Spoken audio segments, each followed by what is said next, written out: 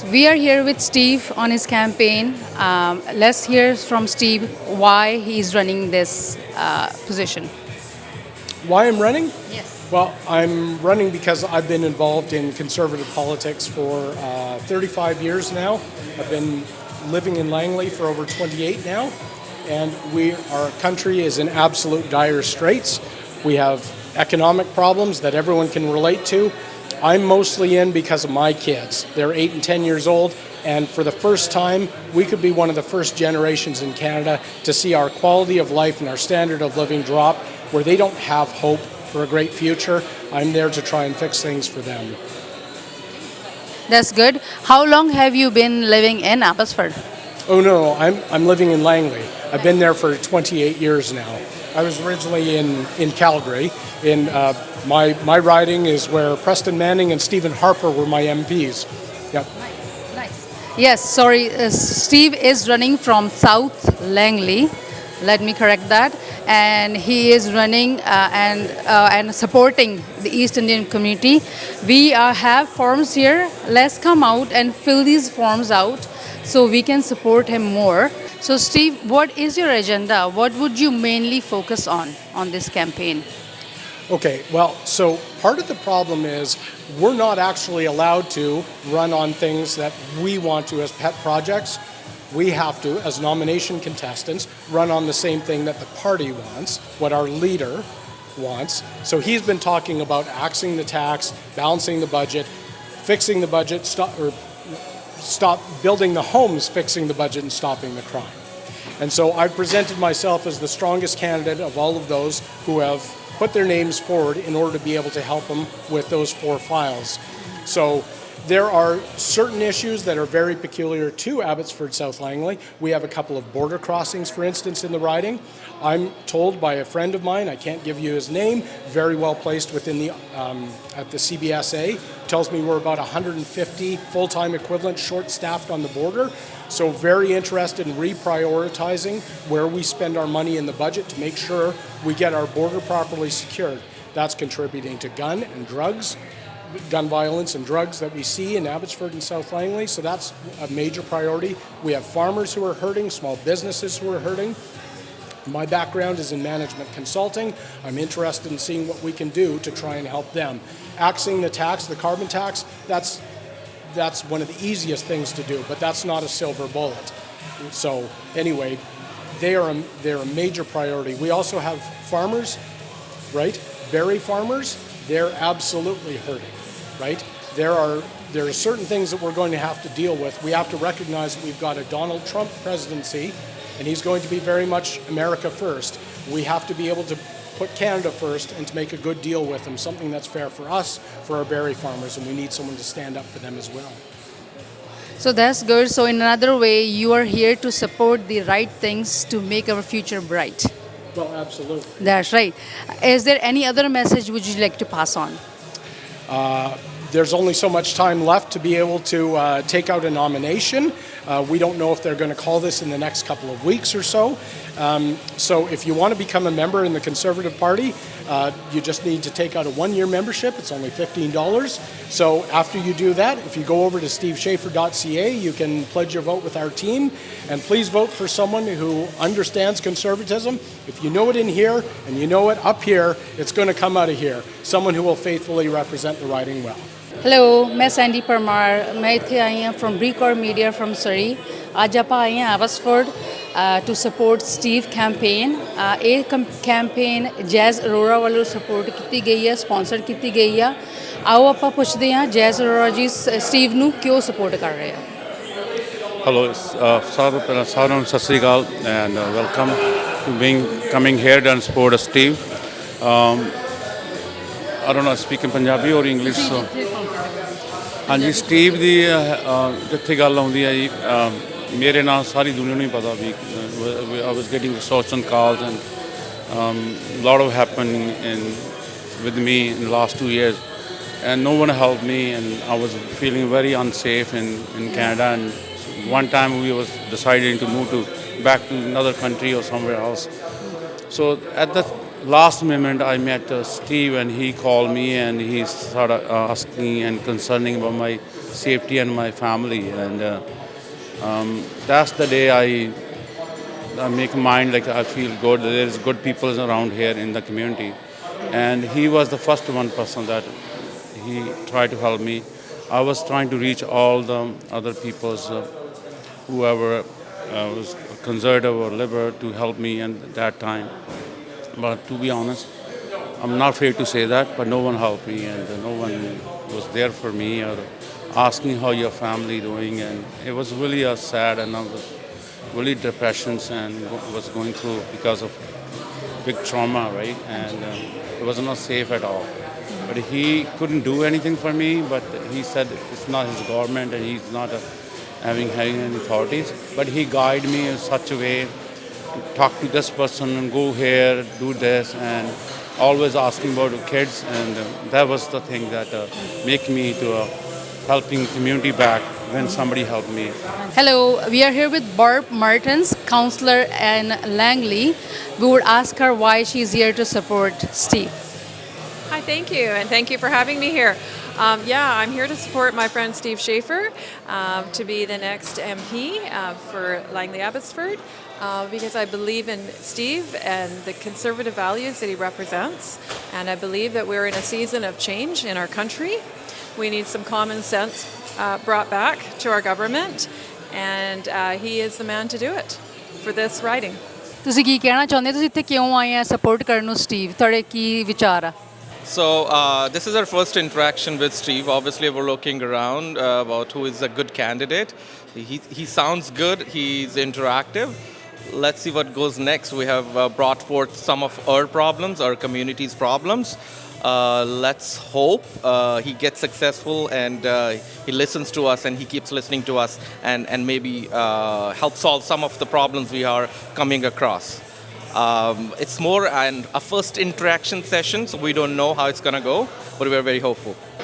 Let's see what she has to say about why she's here to support Steve and ਕੀ ਇਹਨਾਂ ਦੇ contribution ਹੈਗੇ ਇੱਥੇ ਆਉਣ ਲਈ ਮੈਂ ਇੱਥੇ ਸਟੀਵ ਜੀ ਨੂੰ ਸਪੋਰਟ ਕਰਨ ਆਈ ਹਾਂ and he is really nice ਗਾਈ ਐਂਡ ਸਿੰਸ ਮੈਂ ਉਹਨਾਂ ਨੂੰ ਪਰਸਨਲੀ ਵੀ ਕੱਲ੍ਹ ਮਿਲੀ ਸੀਗੀ and he really what I think ਕਿ ਕਾਫੀ ਉਹਨਾਂ ਨੂੰ ਨੌਲੇਜ ਹੈਗੀ ਆ ਐਂਡ ਪਲੱਸ ਬਹੁਤ ਜ਼ਿਆਦਾ ਟਾਈਮ ਤੋਂ ਉਹ ਕੰਜ਼ਰਵੇਟਿਵ ਪਾਰਟੀ 'ਚ ਹੀ ਹੈਗੇ ਨੇ so that makes a big difference ਕਿ ਤੁਸੀਂ ਇੱਕ ਚੀਜ਼ ਨੂੰ ਸਟਿਕ ਹੈਗੇ ਆ ਫॉर ਸੋ ਮੈਨੀ years right So I would say, he's a very knowledgeable person and I have really good vibes ਕਿ ਜੇ ਉਹ ਅੱਗੇ ਆਉਂਦੇ ਨੇ ਤੇ ਸਾਡੀ ਕਮਿਊਨਿਟੀ ਦੇ ਵਿੱਚ ਜਾਂ ਸਾਡੇ ਸ਼ਹਿਰ ਦੇ ਵਿੱਚ ਬਹੁਤ ਸੁਧਾਰ ਵੀ ਆਏਗਾ thank you so much and I will ask everyone to actually ਜਿਹਨੂੰ ਵੀ ਤੁਸੀਂ ਵੋਟ ਪਾਓ ਪਲੀਜ਼ ਪਹਿਲੇ ਉਹਦਾ ਬੈਕਗਰਾਊਂਡ ਚੈੱਕ ਕਰੋ ਉਹਦਾ ਸਾਰਾ ਹਿਸਟਰੀ ਚੈੱਕ ਕਰੋ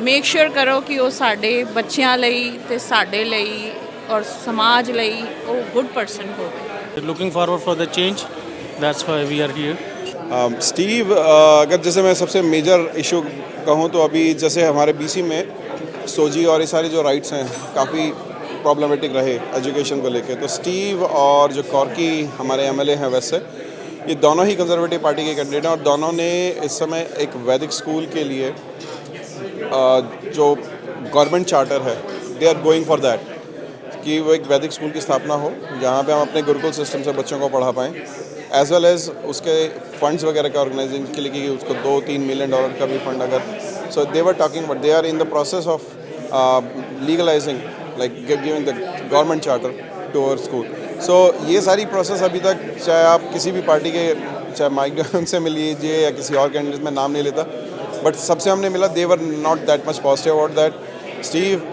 is standing just behind our Hindu community and Sikh community.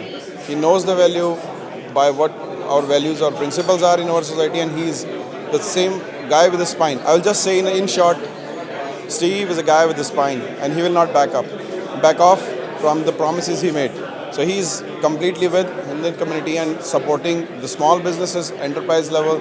So that's why we are supporting Steve and that's a big thing like education, drug laws, and these are things which are spoiling the environment in school. That was our prime concern because our society is much more self-reliant. We don't need much support from usually we don't need for about 28 years. Yeah, So now that's why supporting Steve, because he's backing up so much.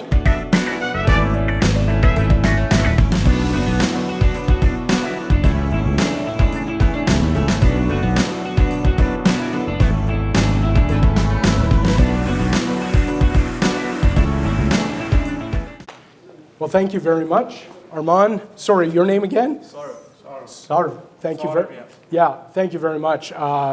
We did just have a brief chat about it.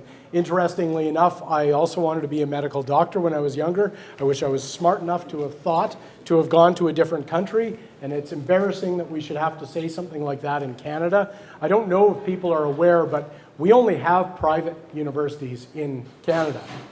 Is everyone aware of that? They're all private.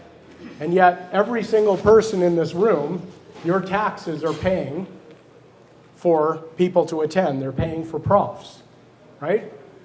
So you're subsidizing. When I first started, I don't even want to say when, but it was in the early 90s, my undergrad, I think it was being subsidized north of 80%, and it's down to only 55% government subsidized now. And one of the most brutal things when we talk about a doctor shortage is they actually artificially throttle back the number of graduates, medical graduates in Canada, which is an absolute shame. If we're a free country, and fortunately Pierre wants to make us a much more free country, we should be able to graduate as many medical doctors as we want, and they should have the freedom with a medical degree that they earn in this country to be able to go to other countries if they want, or to stay here and help fix the problem. Either way, I salute both of you for doing what you're doing. Thanks very much. My name is Steve Schafer. Wow, I've been doing this for ages. I've been with the Federal Conservative Party and several different iterations of it for now about 35 years. I started with the Reform Party, actually. So, and just so you know, I'm from Calgary. My riding was actually where Preston Manning and Stephen Harper were my MPs. So just so you know, that was the zeitgeist at the time. You could not be anything but a reformer. But I'm grateful that we were able to merge both of the sides of that party together to form this great Conservative Party of Canada. So I've got a few thank yous. I wanted to say thank you, first of all. Everyone got a chance to have something to eat? Right, and that's thanks to Sook and the wait staff here at, I think it's called The Aroma Bistro. So thank you very much to Sook and the team here. And thank you to Jazz from Highway King, Jazz Aurora.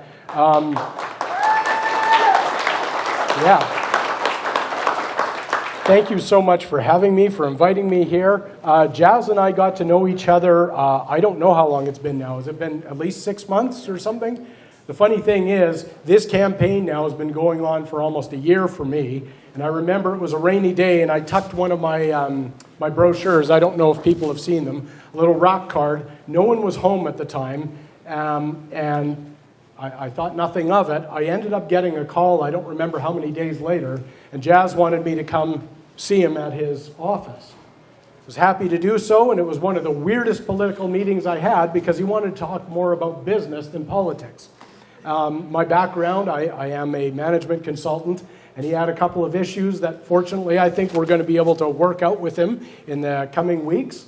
And a couple of things occurred to me. One, just how close people are to the edge sometimes as far as business. I'm not saying it was like that for Jazz. He had different kinds of business issues. But also, I don't know if people have seen the extortion video that Jazz and so many other people were subject to earlier on. So we had connected over stuff like that. And since then, I can't thank you enough for what you've been doing to help out. So thank you, Jazz.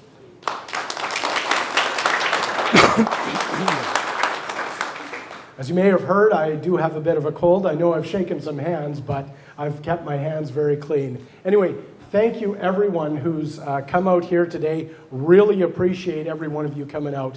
I just wanted to talk about what most people want to know, which is why I'm running. And maybe what we'll do is we'll just start by showing the video. This is the main campaign video. Very much, yeah, that guy sums it up a little better than I could have right now with my voice. But I also wanted just right at the beginning to recognize we got a couple dignitaries in the audience now. We've got our newly minted MLA over there, Corky Neufeld. Thank you so much for coming out. We've got a couple of Langley Township councillors here. My friends Margaret Kunst and Barb Martin's in the back there. Thank you so much. Anyway, so let me get to it. Most people are asking why I'm in this and why I'm doing this. So the video helped explain a bunch of that, but I did mention I'm from Calgary. So as a kid who grew up in Calgary in the basically late 70s, early 80s, I witnessed what happened when this guy's father, our current Prime Minister's father, when he was Prime Minister.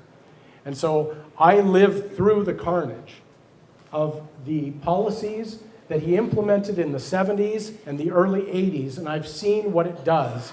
Again, my father being in oil and gas, my brother is in oil and gas now as well, and they absolutely decimated the economy. I don't know if you guys, if people have been here long enough to remember wage and price controls that took effect in the 70s. They had a disastrous effect on the economy. There was something known as the NEP, the National Energy Program, which was in effect a government spy agency to figure out whether or not us uppity Westerners were giving their fair share of taxes to Ottawa. It killed the oil industry. And along with it, a lot of the hope, or what Pierre calls the Canadian dream, or the promise of Canada.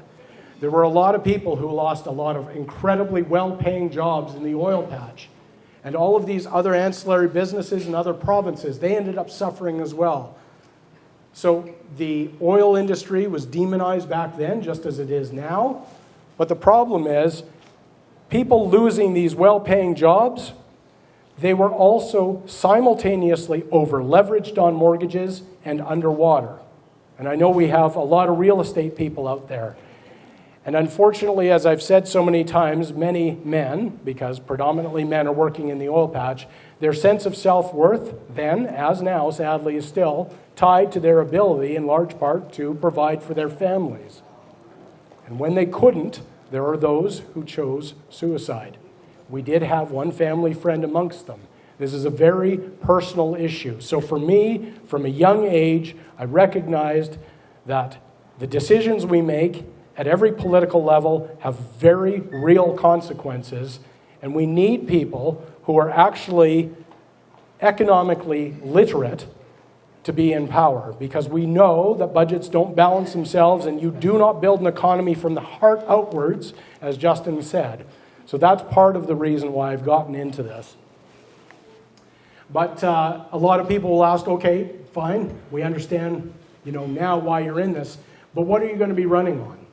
And I want to make it clear every single time, I'm not even officially a nomination contestant yet. I don't want to get into the weeds on what all that entails. But eventually, if everyone who's declared is accepted, as they call greenlit as a candidate, I would become a nomination contestant. And people want to say, well, what are you going to run on? Well, we're not actually allowed to go off script and talk about every different thing that we would do.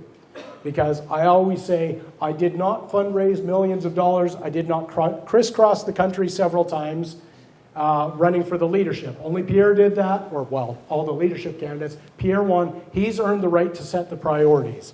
And the priorities that he's talked about are axing the tax, balancing the budget, building the homes, fixing the budget, and stopping the crime. So what I generally talk about is why of the, I believe, 9 or so candidates, contestants, whatever you want to call them, who have publicly announced why I'm the best person on each of those files. And I'll try and do this quickly. Axing the tax is simple. I've been in that fight since the beginning. I don't know how many people are aware, but Pierre, I'm still thinking Pierre Trudeau. Justin Trudeau, he did not actually bring in the carbon tax. The carbon tax was brought in on July 1st, 2008. It was the Pacific Carbon Trust that the BC provincial Liberals brought in. Okay? So we had taken over the provincial Conservative Party back in around 2010, and we've been fighting against the carbon tax since then. Okay?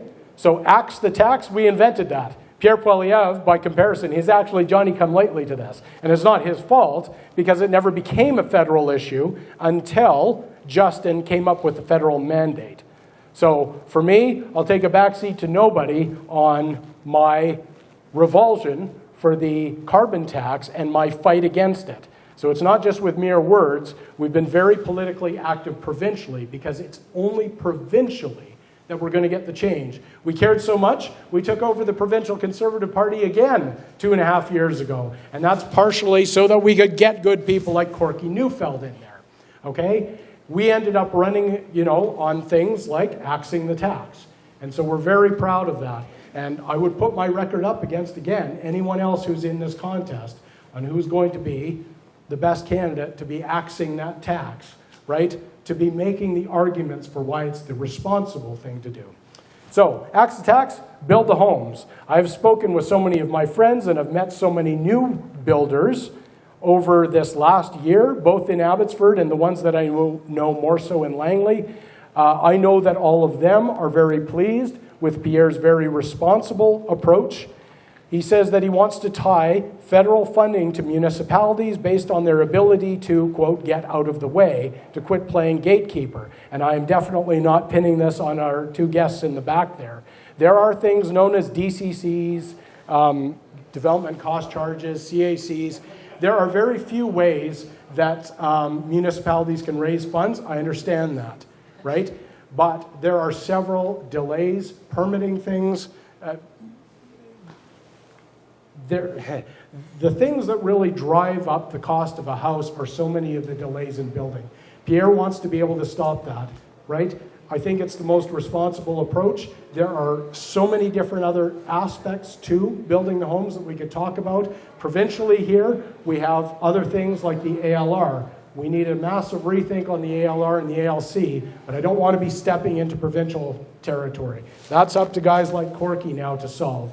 And I have full confidence that they eventually will, but we need to make sure we get a Conservative majority provincially as well.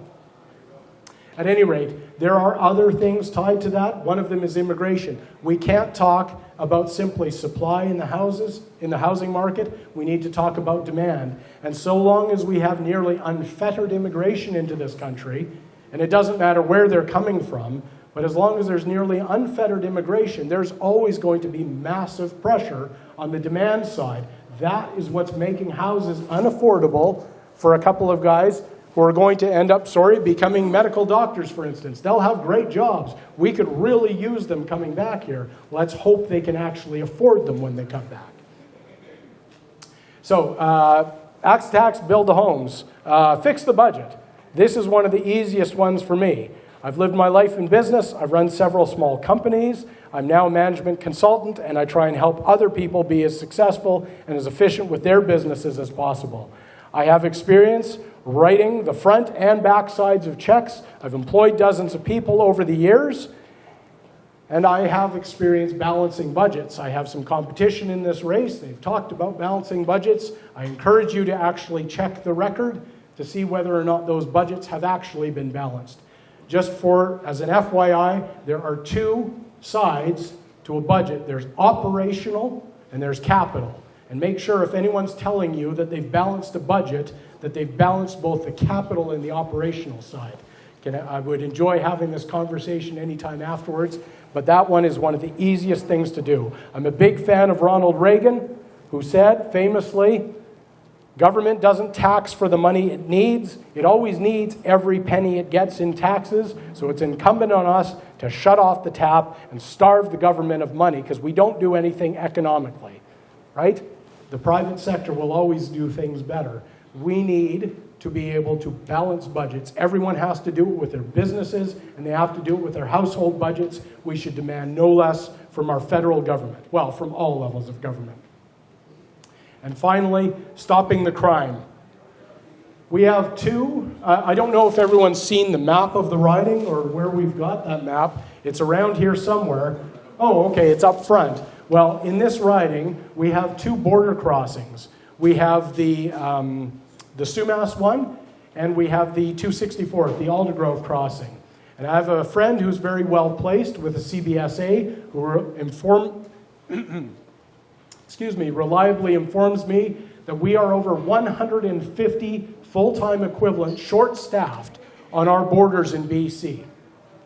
And I think that should frighten people, perhaps anger people, because really all we need to do is reappropriate where we're spending in our budget.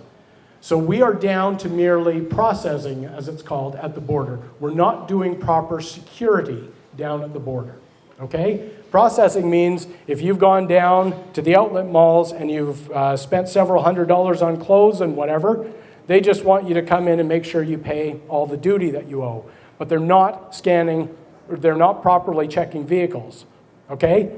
We have multi-million-dollar pieces of truck scanning equipment that sit idle most of the time, I'm told, because we have a lack of staff, properly trained border security staff. They're either on maternity leave or sick leave, or they haven't been trained on the equipment, okay? And I've said before, where does Justin think the drugs and the guns are coming from that are fueling a lot of, well, for instance, when Jazz was getting targeted by the extortionists up here. These are real criminals with real guns. Where do they think they're getting them from? I can tell you where they're not getting them from. Guys like me. I'm a legal firearms owner. I have an RPAL, as it's called, a restricted firearms license. And what that means is, unless you have a restricted firearms license, you all have more rights than I do. I have willingly relinquished some of my rights. One of them is the police, and I know that Barb, being former VPD, can back me up on this one. They have the right to come into my house at 3 a.m. if they need to make sure that I've properly stored my firearms and my ammunition, okay? For you, they require a warrant. Another couple of things that happen to me, I'm told, reliably, every 24 hours, my name is run through the two major national police databases, CPIC and Prime, okay? That's to determine whether or not I've committed any crimes in the past 24 hours. Because if I have, they should come and get my guns, obviously, right? I also get credit ratings done, credit rating searches done on me periodically. I don't know how often. Because if my credit rating takes a dip, well, I might be incentivized to go rob a bank with my guns or something. So what's my point? The very fact that my guns have not been taken tells you I'm one of the safest people in Canada. I'm the former vice president of the Langley Rod and Gun Club, okay? That it tells you a little bit something about the guy that Justin Trudeau is coming after just so that he can say he's doing something about crime. Well, I haven't committed crimes, so he's going after the wrong people. Not only is he going after the wrong people, he's not going after the people who are bringing the guns across the borders. We need to secure our border. So, as far as stopping the crime, again, Pierre's already told you that we're going to be, as best we can, reinstating the tough-on-crime policies that we tried implementing under former Prime Minister Harper. Not exactly the same way. Yes, I understand. There were some that were deemed ultimately unconstitutional. I would love, dearly love to see that challenged again, because the will of the people is not being respected. We do want people, we do want our politicians to be tough on crime. It would be nice if our judiciary would follow suit and ensure that we could enact our tough on crime laws. Because we've seen that the revolving door prison system doesn't work. Rates of recidivism are hugely up in the 9 years since Justin's been in. So on those four main issues, once again, axe the tax, build the homes, fix the budget and stop the crime. I would love to be able to put my record up against all the other candidates. Sadly, in this race, there is not going to be an opportunity for a debate. I would love nothing better than to be able to have one, or a series would be even better, of debates. But there is no opportunity. So we have to rely on doing events like this where I get to meet with so many good people like you to try and explain what it is that we're trying to do here, to try and ensure that we get the best representative for the riding. Ed Faust, by the time he retires, will have been in office for 18 years. Where I've lived in Langley for the past 28 years, Mark Warrowa was our MP for the last 18 years. That's roughly how often we have a change in our members of parliament. Now, I'm not suggesting that I want to be there for 18 years. Who knows? However long God gives me on this earth, I suppose, and as long as I'm fit, and as long as I'm actually worthy to be a temporary placeholder, I would love, obviously, to be able to serve. But what I'm trying to tell you is this is the importance of investing $15 for a one-year membership in the party. That way you get to, as a member, have your say on who you think would be the best representative. And the best representatives should be someone who knows the people, who knows the issues, has spent all this time visiting with business owners to understand what's important to them, to every one of the stakeholders. When I looked at this riding about a year ago, I saw that we had tons of farmers here. We have tons of small business here. We have many of the SMEs are clients of mine. That's predominantly where I've done my consulting work here, right? So we're looking for a representative, meaning in the aggregate, is there someone who can connect with that community and passionately advocate for their needs? I've often said that if you know what you believe in here and up here, it'll come out of here. Well, if you're not aware of the constituents and their concerns, I don't see how you can possibly advocate for them. My oldest aunt and uncle, they had never had children. So my brother and I, we were able to spend summers on the farm there. I'm well acquainted with farming and the chores and what's required to do chores on the farm. I'm fully aware of the plight of dairy farmers in this area, the poultry industry. I've been fortunate to be endorsed by the former chair of the Canadian Dairy Commission. Was also involved with the Chicken Marketing Board. I know about the plight of the berry farmers. I know that we need to advocate for more cold storage there. Again, my undergrad is in microbiology, but my graduate degree is in business. So I'm here to try and advocate for the many small businesses that we see here. So again, in the aggregate, hopefully we'll be able to get the best representative. I encourage you, please, we've got forms in the back. We've got other people around here on the campaign team. They'd be happy to take down your information. We may only have a couple of weeks left in this nomination race. So I would encourage you, please, Canada Post was on strike. They've got a backlog. So if you're filling out a membership, if you can pull out a phone and do that, that would be great. Because the membership cutoff could, again, be within a week or two, and then that's it. For the sake of this contest, you will not be able to vote. My last request is if anything that I have said has resonated with you, would you please take that message to your family and friends who live in the Abbotsford South Langley riding, and would you please convince them to also take out a membership. Please take a rack card before you go. It has my personal cell phone and email address on it. I've had that cell phone number for almost all 30 years that I've been out here.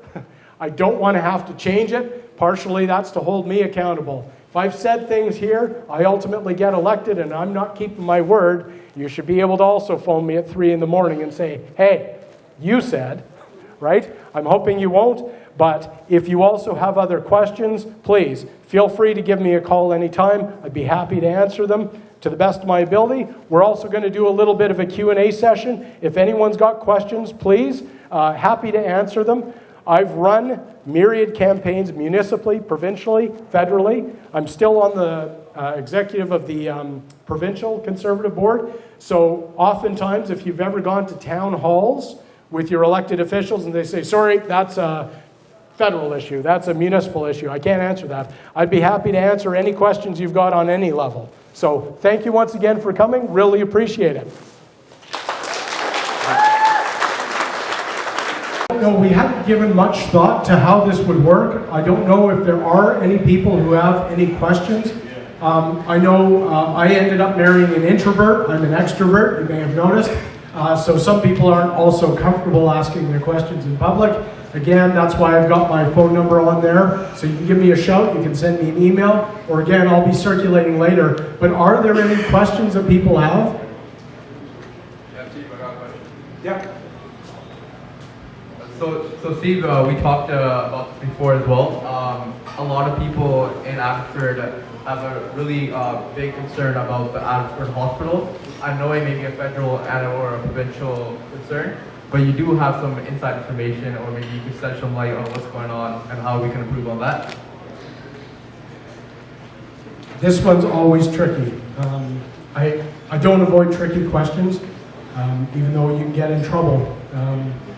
The issue with health is both a federal and a provincial matter.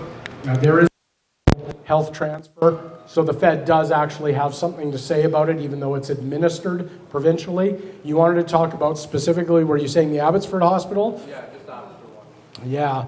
The problem is there are certain things that I can't talk about.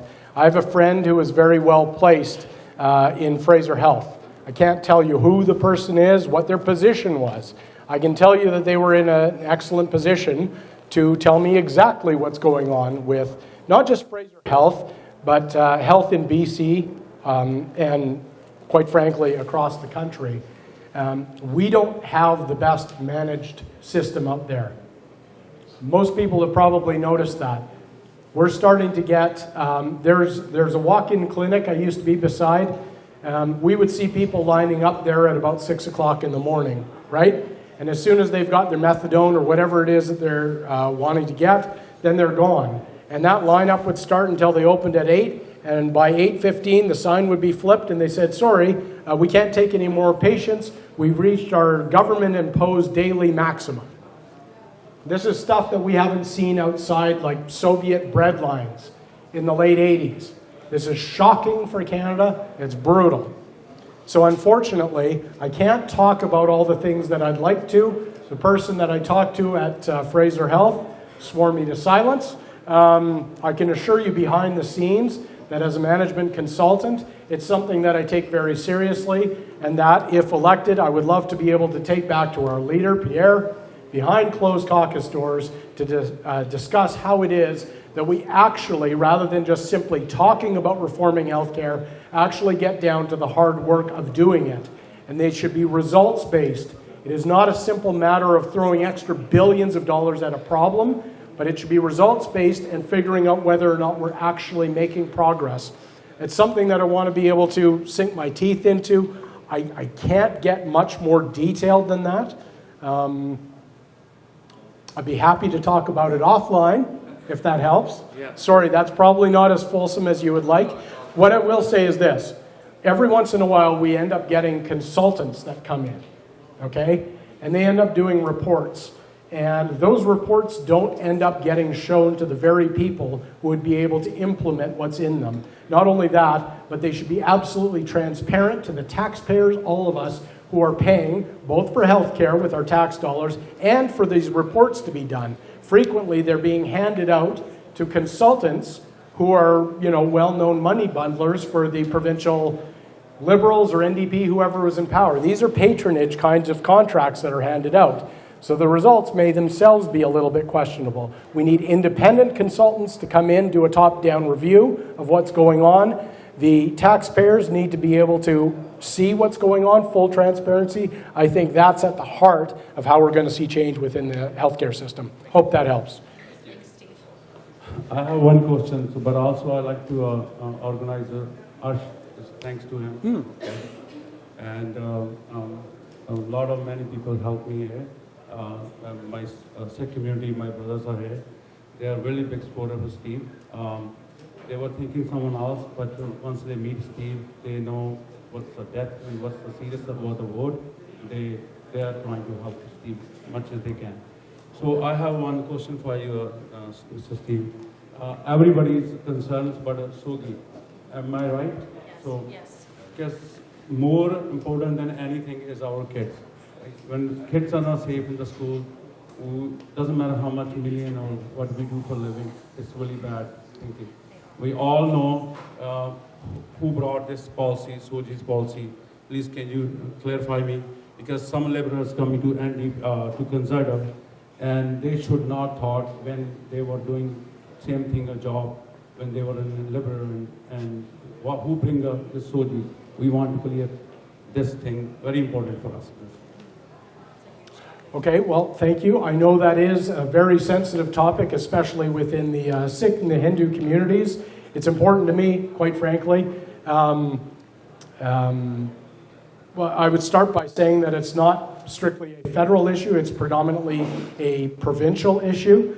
The whole SOGI curriculum, there's SOGI and SOGI 1, 2, 3. And without getting into the weeds on all of this, yeah, this was something that was introduced under the BC Liberals back in 2016. It was actually phased in. A lot of it was put into place before, but it became law in 2016. So I was proud with the provincial Conservatives to have been able to run on axing SOGI.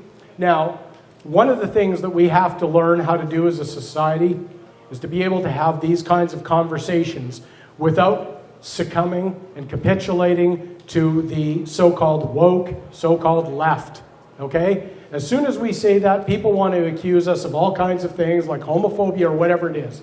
Absolutely not. I'm a conservative, but at the heart or the foundation, you might want to say, of every conservative is a libertarian. As far as things go, I take a very libertarian stance on this. And quite frankly, Pierre Trudeau was the one who wanted to get the state out of the bedrooms of the nation. Well, that's fine. I'm happy with that. But what we're doing right now is we're using BC taxpayer funds to indoctrinate as opposed to educate our children. My children are 8 and 10 years old. I have no interest in them being taught that.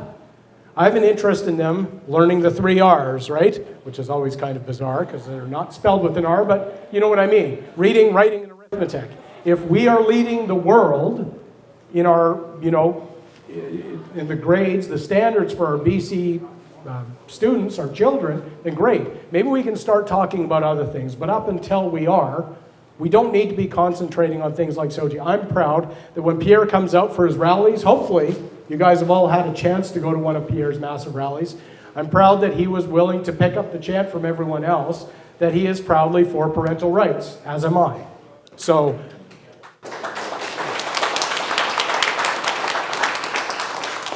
it's not something that we can do on the federal level so much, but definitely on the provincial level. And I know that the provincial party is 100% committed to getting rid of the SOGI curriculum. And you could direct all kinds of questions to the former chair of the Abbotsford School District. What's that? School District 36? 34. And you were on there for, what, 15 years? 16 years. 16. Okay, yeah. So Corky would be a perfect guy to talk to about that. Does that answer the question? Yeah, yep. thank you. Okay. Were there any others? Yeah, please. I have a question still for when SB Conservative Party in the government, and we have I see some department have a CEOs, they take millions of dollars of salary, and how you think about if we pay millions of dollars of salary for one person, then we can divide for that, we can hire so many people to that. How you think about that when your party is in the power? And other things, one other reason for the doctors and nurses. Before we have 10 seats in BC, now we have 20. What do you think about? We talk to the young boys, they going out of the country for studies for nurses and doctors. And when our party is conservative in the power, what do you think about? We increase every province seats for the doctors and nurses, or just think about it? Can you repeat the question? Yeah, I first of all need to get it repeated for myself. So the first part of the question was what, sorry? About the CEOs, any like CEOs? for the ferries, right? They take $1 million of the pay. Okay, so the first question was about the public servants? Yes. Okay, so, and you're questioning the rates of pay? Yeah, because they get $1 million of salary for one person, then we divide it for, we can hire so many people, not pay Right. for the one person. So when you're talking about the CEO of BC Ferry Corp or something like that.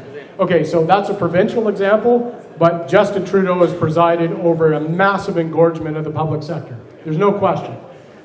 Basically what happens is when you run out of party insiders to thank, you have to start increasing the size of government so that you can give them patronage positions.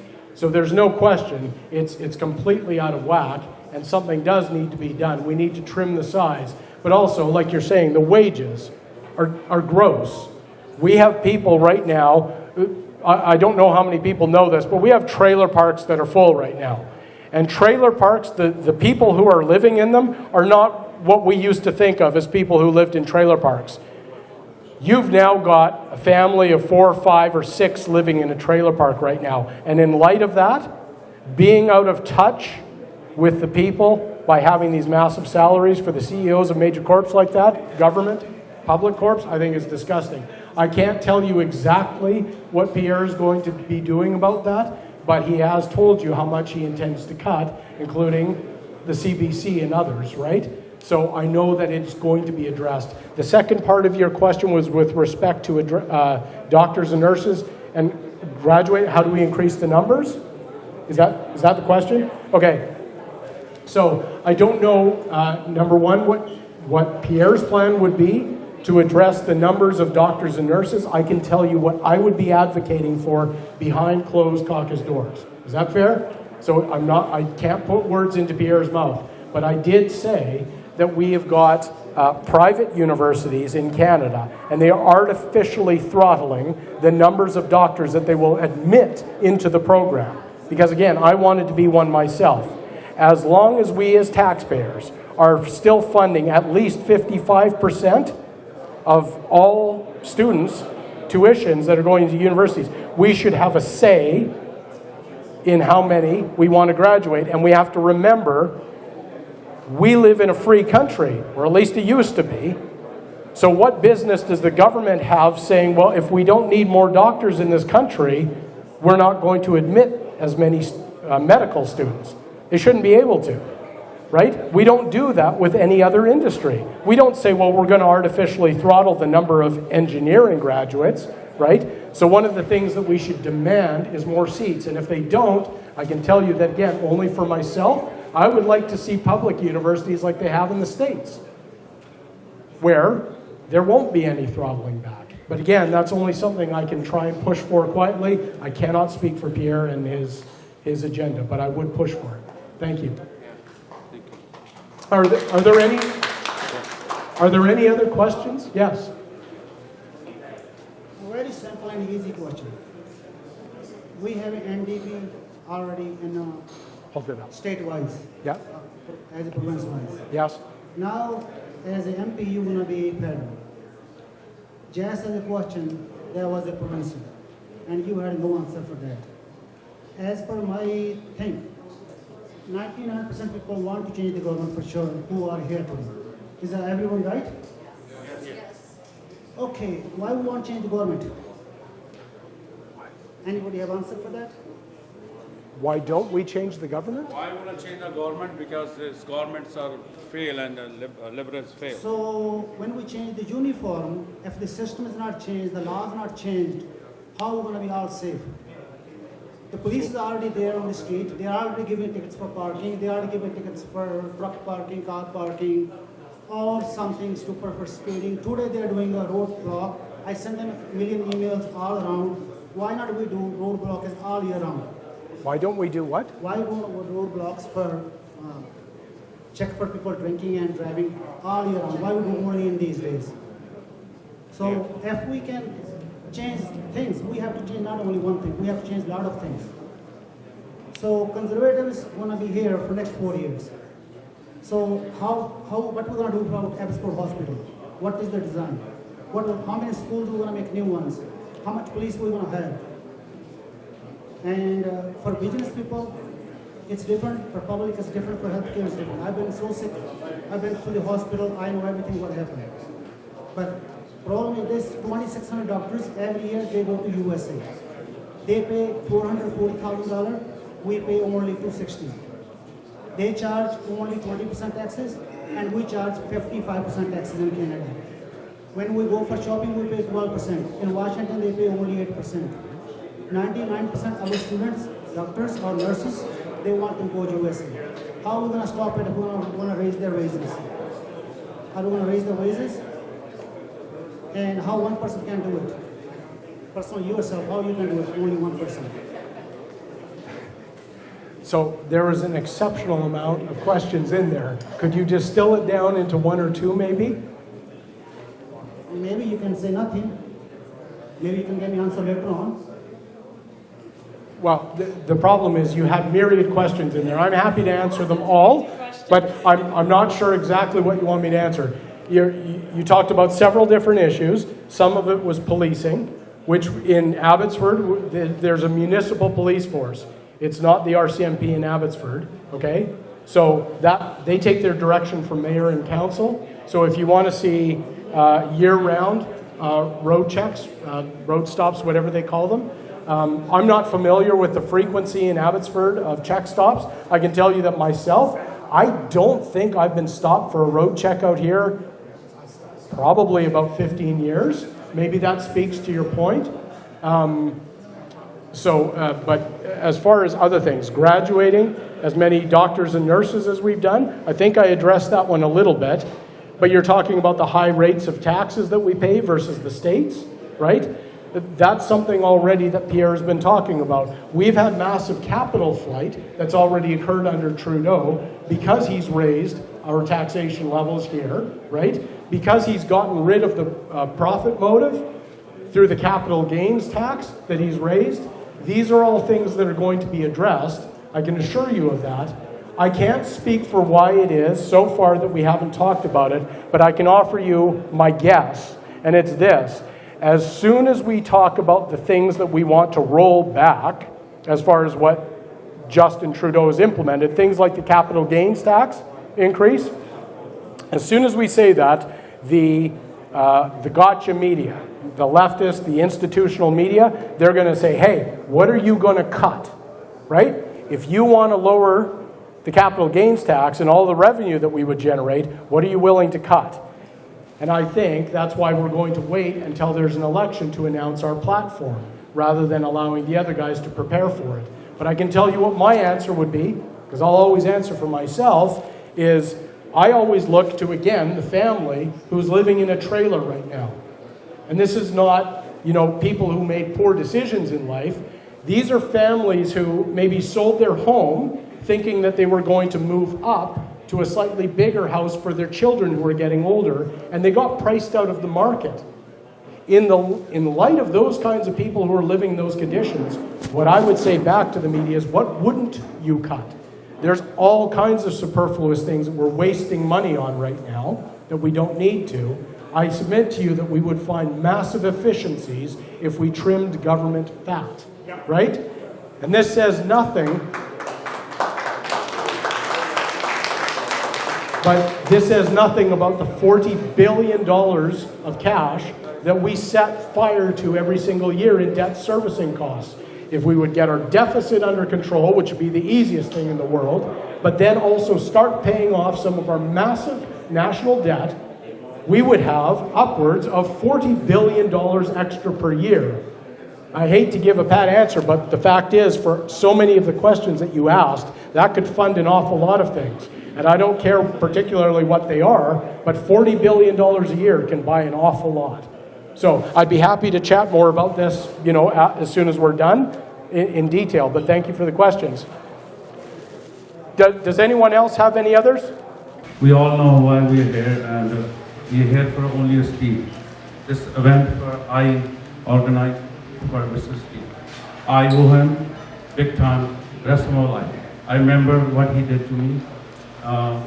It's a very emotional thing. My mom passed away, getting extortion calls, and last 2 years, I could not explain to my kids, to my family, or my loved ones. I was keeping them inside of me, but somehow my videos got released, and that's why I have to come in social media.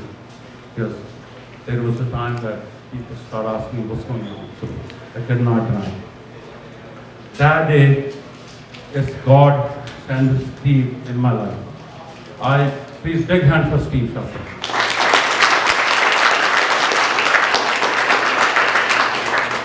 I'm just a small businessman and just a daily business, doing things that we do. I was having a session going on and so much other things. My kids are going and board. A lot of things happening in my life. But Steve could not do anything at that time, but he advised me to do this, how your family, how's his kids. He come door, drop his brochure at my door.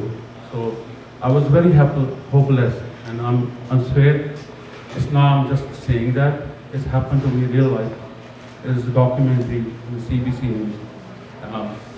It was really scary when they saying you have only 72 hours. And police officer was standing with me. They said you have only 72 hours. And they were recommending me to go to the hotel and stay out of the city. I did not do it. I said if I have to die, I'm gonna die at this house. So it's very unfortunately what kind of country we were looking and where we are.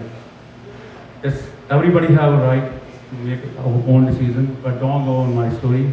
But I read him, I saw him, I met him, 35 years conservative. I think we all looking for change. But now somebody's conservative, coming to a liberal, to conservative. You really want those people to help, go ahead. But sometimes we want to looking for change.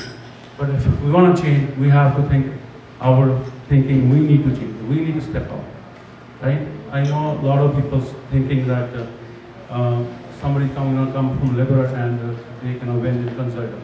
But their mentality, their thinking is going to be same. Are you going to be looking same or are you looking for change? I think it's a time to change. This liberal government totally, completely failed. I can go all day long, but liberal. But we don't have time for that. We have truck parking issues, we have no washrooms, we have so many issues. Truckers like treated like a dog. Right? Nobody gives them washroom when they go for regular work. I feel a pain for that. I used to drive a truck. I'm a trucker. So, pro rates. Now they're putting a liberal trying to put last year pro rates law change. Nobody knows. Nobody asked know anything. I just find out, I met somebody last night. He was telling me, Michael B. Jones, liberal, they want to put pro rates when somebody going to India or want to cancel insurance, they have to do $4,000 again to pay pro rate for a renew again. The same year. It was not before. So it's all our money, hard working going in the gutter. Houses are so expensive, interest is so high, there is no hospitality, there is no policing, there is nothing.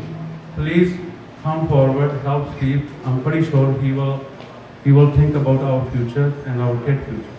I think this is the right time. Please support Steve and welcome everybody who is here. Thank you.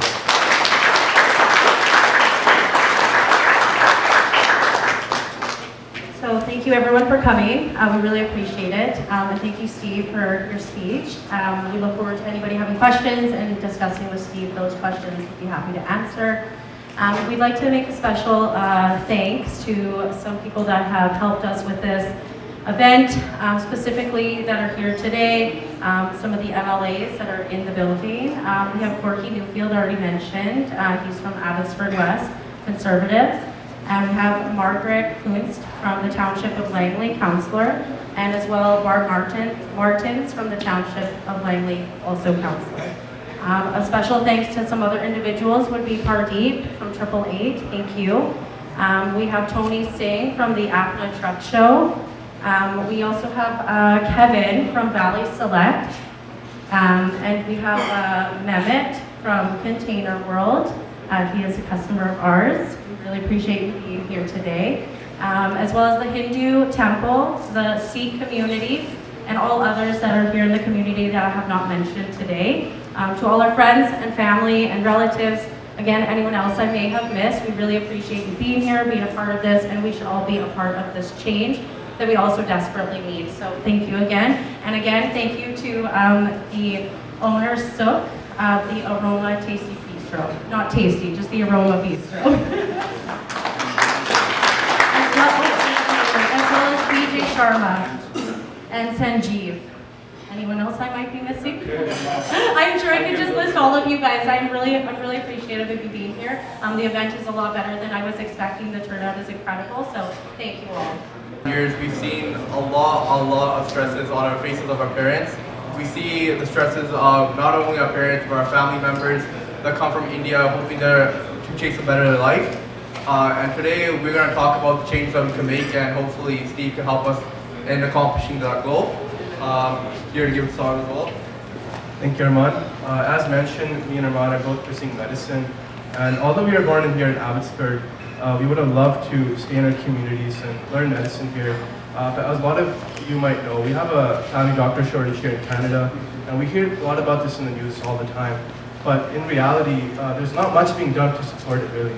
It took many years to get one medical school built here in SFU in BC, and that's not nearly enough to supply all the people moving here in British Columbia.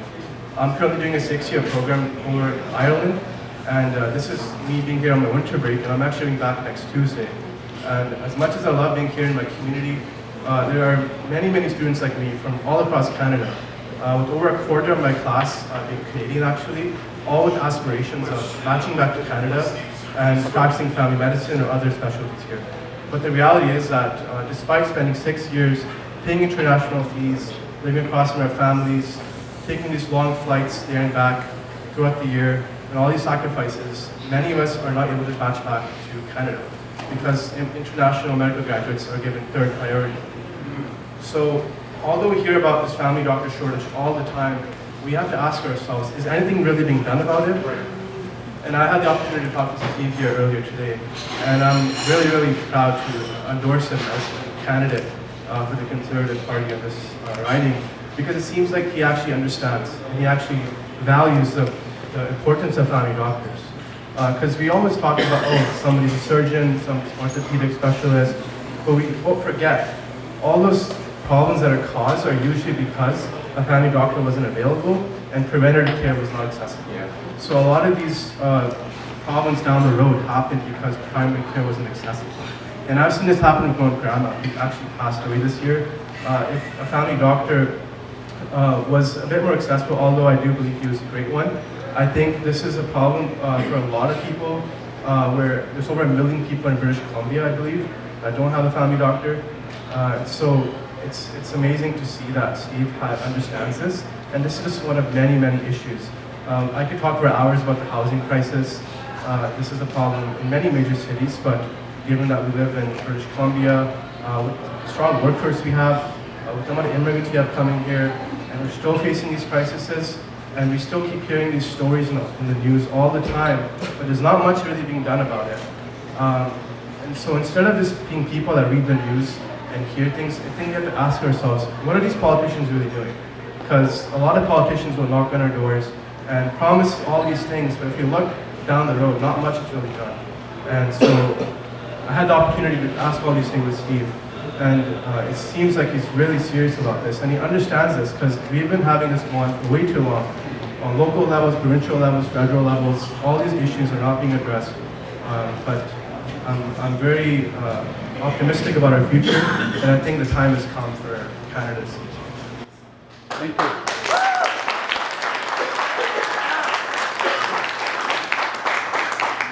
All right, guys, please one more round of applause to Steve Schafer, guys. Let's go.